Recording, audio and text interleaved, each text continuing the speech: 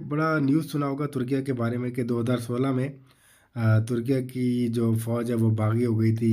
हुकूमत के ख़िलाफ़, हुकूमत के इदारों के ख़िलाफ़। पहले उन्होंने जो है एक जो तरीका होता है ब्रॉडकास्टिंग के जो इदारे हैं पहले उनको कंट्रोल किया, फिर अपनी ही अवाम है उसके ऊपर ये लोग चढ़ दौड़े थे।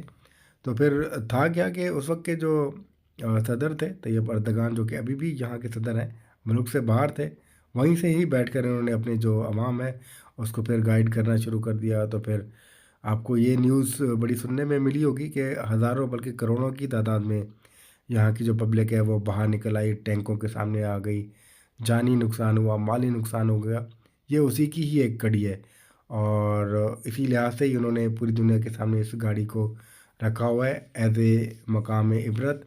फिर उन्होंने यही हुआ था कि यहाँ की जो अवाम है उन्होंने बागी फ़ौजियों के ख़िलाफ़